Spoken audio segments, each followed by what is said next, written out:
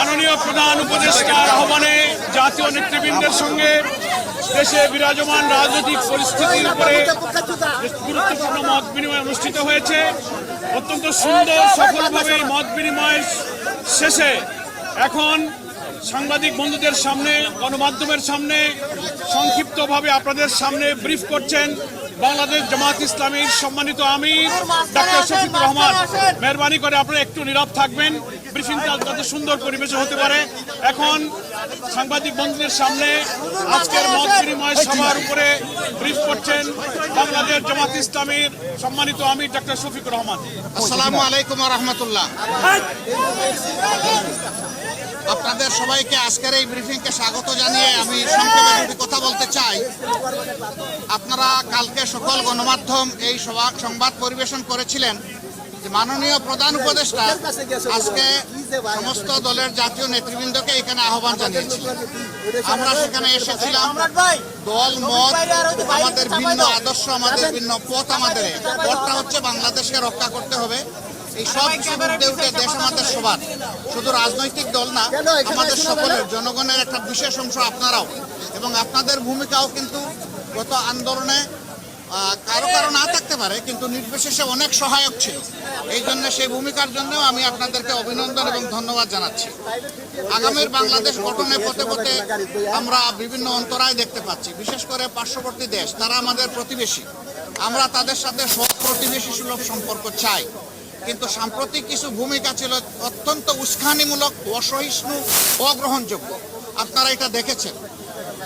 মিথ্যা তথ্যের উপর নির্ভর করে বাংলাদেশকে কলুষিত করার জন্য, এই সরকার এবং জনগণকে ব্যর্থ করার জন্য তারা দুনিয়ার বিভিন্ন জায়গায় অপপ্রয়াস চালাচ্ছেন এবং অপপ্রচার চালাচ্ছেন।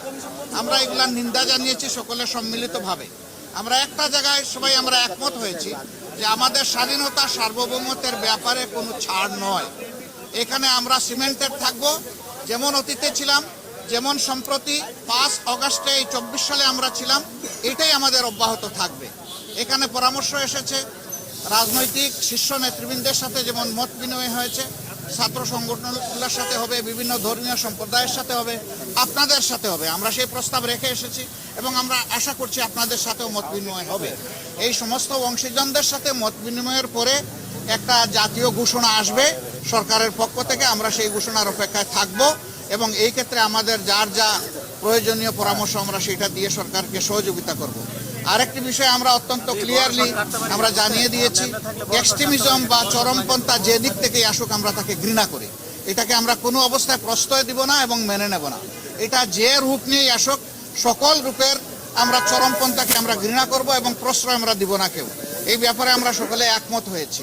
আরও অনেকগুলো বিষয়ের কথা হয়েছে। আমাদের দেশের ভাবমূর্তি নষ্ট যারা করছে তাদেরকে বুঝানো যে তোমরা আমাদের প্রতিবেশী, আমরা যদি ভালো থাকি তোমরাও ভালো থাকবা, আমরা ভালো না থাকলে তোমরা ভালো থাকবা কেমনে। এই বিষয়গুলো তো আসবে, অবভিয়াসলি আসবে। তো সেই বিষয়গুলো নিয়েও আলোচনা হয়েছে। আমরা আশা করছি জাতি ঐক্যবদ্ধভাবে ইনশাআল্লাহ আগামী দিনের সকল চ্যালেঞ্জ মোকাবেলা করে আমরা চূড়ান্ত সফলতার দিকে এগিয়ে যাব। চূড়ান্ত সফলতা অর্জন না হওয়া পর্যন্ত আমাদের ঐক্য অটুট এবং মজবুত থাকবে। চূড়ান্ত সফলতা এসে যাওয়ার পরেও প্রিয় দেশের জন্য আমরা ঐক্যবদ্ধ থাকব। আপনাদের সকলকে ধন্যবাদ। আসসালামু আলাইকুম। নির্বাচন নিয়ে ছোটখাটো কথা হলো, এটা নিয়ে কোনো কনসেনসাস হয় নাই বা ব্যাপকভাবে কোনো আলোচনা হয় না। থ্যাংক ইউ আপনাদের সকলকে। সবাইকে ধন্যবাদ। ভালো থাকুন সবাই। আরো দেখা হবে ইনশাআল্লাহ, আরো কথা হবে।